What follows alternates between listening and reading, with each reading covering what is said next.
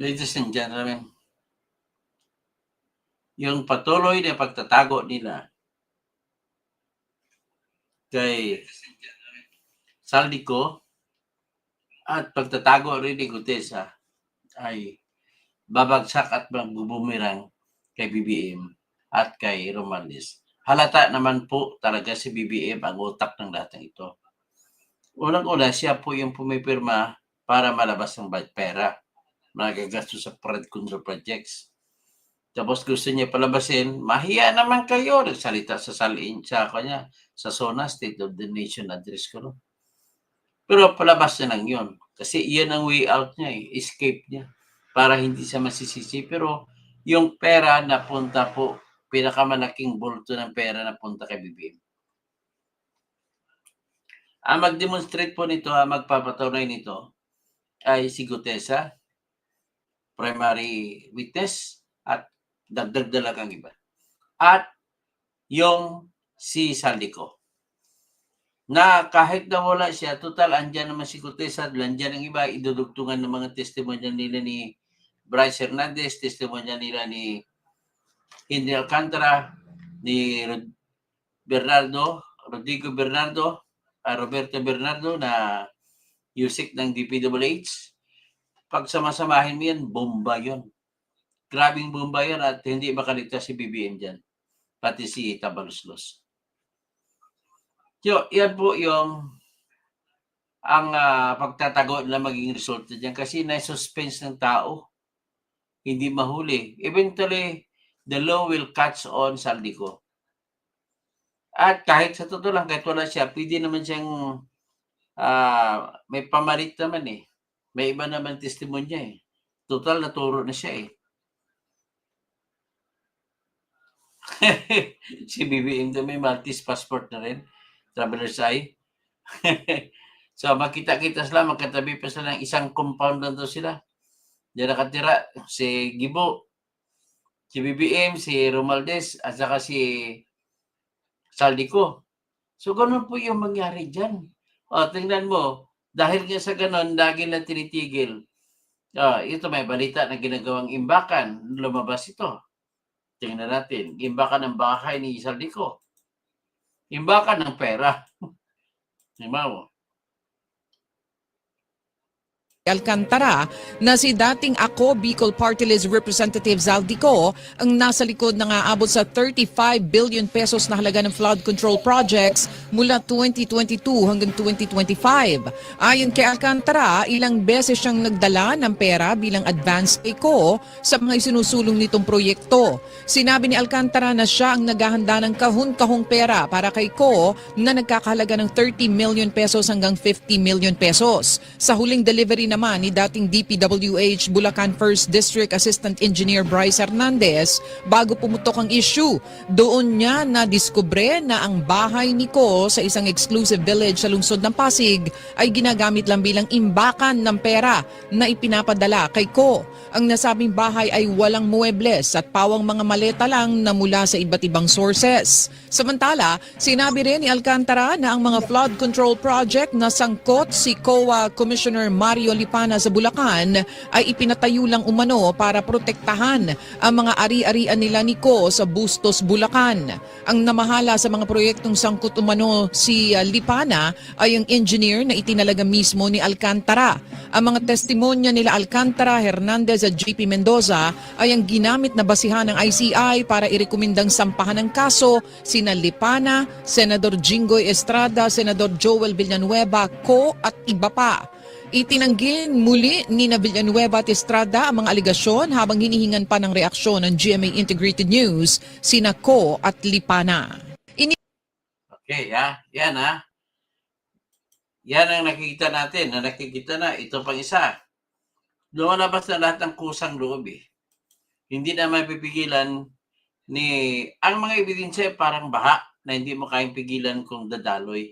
Yan ang pinaka-problema ni BBM dyan. Saka ni Romualdez. Ito. Ko ang ilang mga sangkot sa maanumalyang flood control projects ayon kay DPWH Secretary Vince Dizon. Nilinaw naman ng kalihim na hindi na mapakikinabangan ang air assets ni resigned Representative Zaldi Co kahit na nakalabas na ang ilan sa mga ito ng bansa. Si Daniel Manalasta sa sentro ng balita. Lumabas ang mga nakalap na testimonya ng Independent Commission for Infrastructure o ICI na ang mansyon umano ni resigned Congressman Zaldico sa Pasig City ay hindi umano talaga bahay kundi ginagamit lang umano na imbakan ng mga umano'y nakukulimbat na pondo sa maanumalyang flood control projects. Sa salaysay ni former Bulacan Assistant District Engineer Bryce Hernandez na nakasaad sa interim report na isinumite ng ICI sa Ombudsman, sinabi nitong natuklasan niyang walang mga furniture ang bahay ni Ko sa isang prestihiyosong village at tanging mga luggage lamang ang nakita niya rito. Ang isang malaking luggage umano ay naglalaman daw ng 50 million pesos cash habang ang maliit na luggage ay may lamang 30 hanggang 40 million pesos. Samantala bukod umano sa mansyon ni Ko sa Pasig City ay binabagsakan din umano ng kickback ang parking lot ng isang hotel sa Taguig City kung saan umano may pag-aaring penthouse si Ko. Kahapon natanong si DPWH Secretary Vince Dizon at ang kaap sa napabalitang air assets na nauugnay umano kay Ko. Matatandaang may ulat na lumbas na may ilang air assets si Ko na umano'y wala na sa Pilipinas. Kahit nasa Malaysia, sa Singapore yan, hindi yan maibebenta. Hindi kasi mabebenta talaga ang isang eroplano hanggang hindi na re-register doon sa bansa na kung saan siya unang nirehistro. Hindi pwedeng dual citizen. Kumpiyansa naman si Dizon na may maghihimas ng rehas na dawit sa korupsyon sa Kapaskuhan. May pinahapyaw na rin siya. Ang unang kasong magamang ipa-file ng Ombudsman ay yung kaso na final ng DPWH noong September 13, if I'm not mistaken. No, ito yung sa Bulacan 1st District, 26 people. Kampante kami na yung 26 na yon sa Pasko sa kulungan magpapaskulan siya. 20 DPWH. Kayabang mo naman, Vince Dizon. Hindi ganun kadali. Hindi ka naman engineer, hindi ka naman abogado. Kaya wag ka manghula. Ito is mapunta sa amo mo, kay BBM, tsaka kay Romualdez. Tingnan mo, ito, ang katibayan. Isa pa na batang Romualdez, si Jervin Luistro.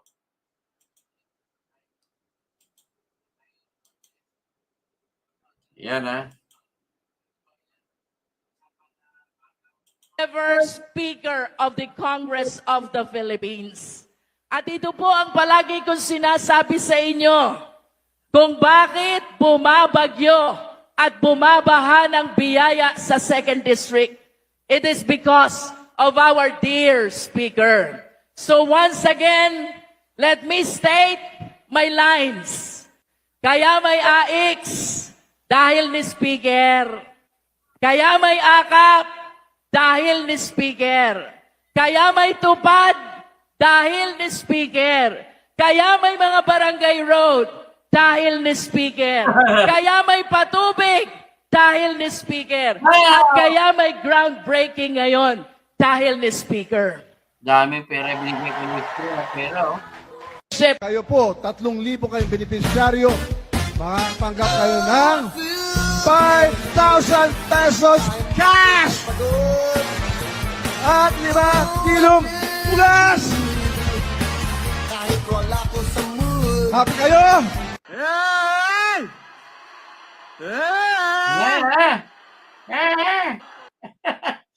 Adik pala to. Naku, puta yan. O yan nakita nyo.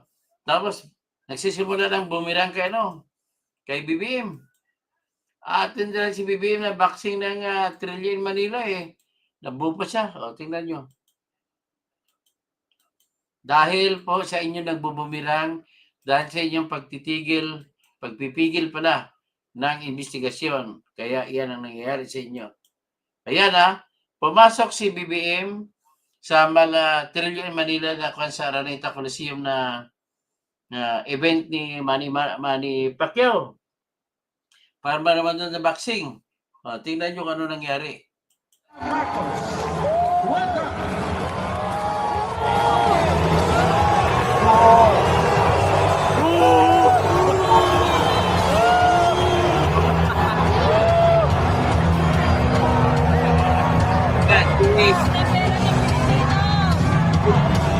Ayan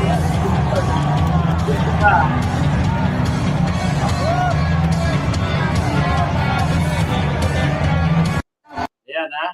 Ulitin natin.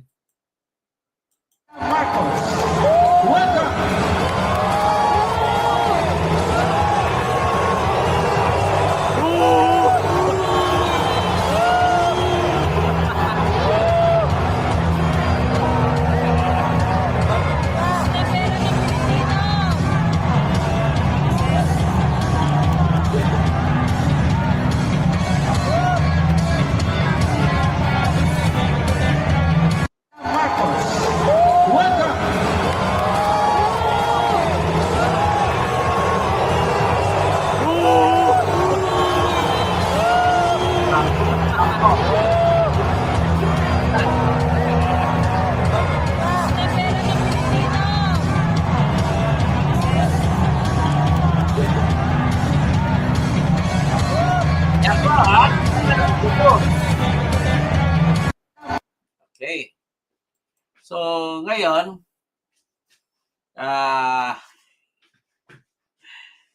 itong magandang spokeswoman ni BBM, laging binuvoice out si BBM. Tingnan natin. Kahit ano pong papapugi nyo kay BBM, bumabalik sa kanya ang baha. Yan, Attorney Claire. Yan, kung hindi lang ito maganda, matagal ko na ito binira. Yan. Tapos, ito ngayon ang endgame. Tira kayo ng tira sa mga DDS na mga pro-China, dinidepensa ng China. Ngayon, sino ngayon ang totoong pro-China? Tingnan ninyo. Magagalit ng mga magagalit. Ang mga anti-DDS, ito, para sa inyo.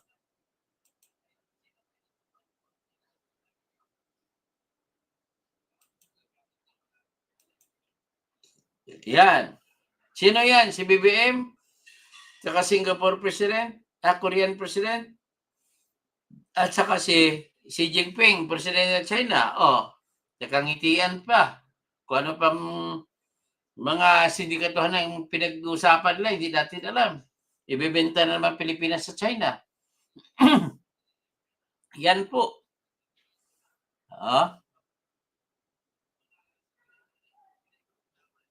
Okay? So, yan po ang ano naman.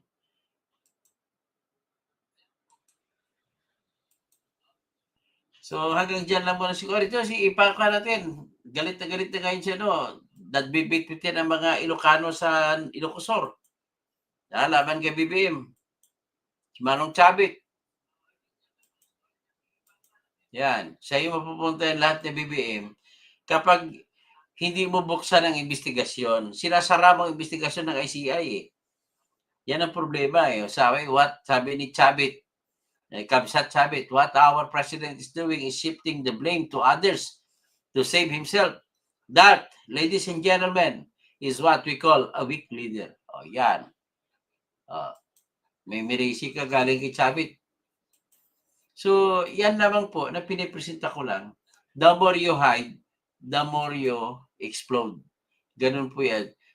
Buksan mo ng investigasyon. At bakit? Tanong ko lang. Bakit po? Simpleng tanong lang po. Bakit po na hindi pa nakasuhan hindi pa kinasuhan ng ICI si Romualdez. May ebidensya na sa Senate hearing yung testimonya ni Gutesa. Bakit di pa kakasuhan si Romualdez? Bakit si Saldico lang? Tapos Saldico, ang naratibo ninyo, theory of defense ninyo is Saldico defense. Kasuhan, itodo lahat kay Saldico, pero patakbo si Saldico. Hindi siya pauwiin kasi kung uwi siya, sasabihin niya ngayon kung sino pag maasar yan. Kaya delikado babanggit, kaya hindi na pinapablik. Yan.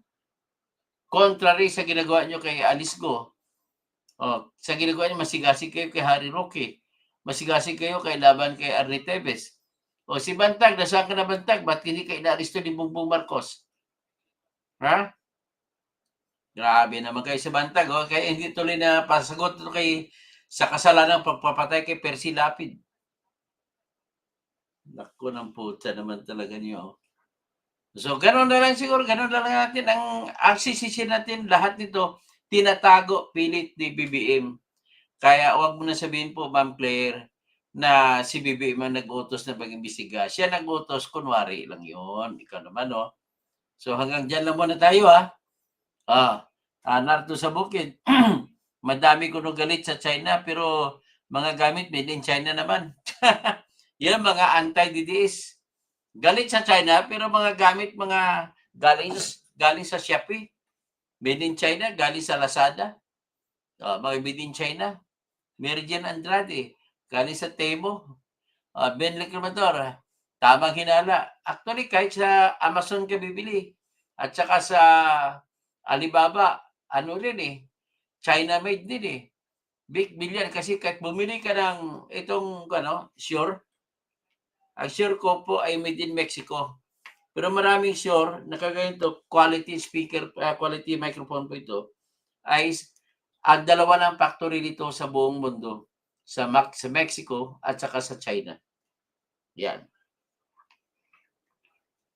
Brad Pitt, negligence lang daw ang kasalanan ni Romualdez. Ay, negligence. Gross naman. Gross negligence.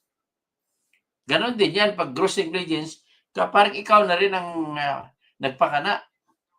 Kaya yan ang masasabi ko dito, hala, sige, itago po niya. Itago pa niyo yung itago. Pilit ito, puputok ito na parang vulkan. Brad Pitt, Brad Pitt pala. Tapos kanto sa bukid, Mary Jane Andrade, Chrissy Brooks, Dr. Toto, sigurado ka ba si General Bantag? Siya pong tinuturo ng ebidensya namin po. Siyang si Bantag. Kaya nga, bakit sa tagtatago? Kung hindi siya napapatay, lumabas siya, tuturo niya kung sino nagutos sa kanya. Willing kami, bigyan siya ng state witness. Pag ituro niya kung sino nagutos sa kanya. Big deal. Pero kung ebidensya kasi namin, siya lang po tinuturo. Ferdinand San Juan, good evening po, Attorney Engineer Dr. Toto. Janice Guevara, kurakot kayo lahat, kapal ng mukha. Andrea Guico, watching from Singapore. Gali Ramirez, Juan Vinis Guevara, safe na po si Saldico kasi binigyan nila ng may tago ang pera. Actually, bit-bit ni Saldico na pera, sa kanila lahat yun. Kaya ilang katwiran po kung bakit ayaw nila mahuli si Saldico. So, Glenn Mac, andyan ka ba sa Malta ngayon? Hanapin mo nga dyan si Saldico. Si Brooks, Ben Reclamador, Traveler's Eye, baka si Baby M ang may Maltese passport. O sige, hanggang dyan lang muna tayo, no? Brad Pitt, Chrissy Brooks, ilang years lang ang kulong kung negligence. Okay, hanggang dyan lang tayo po.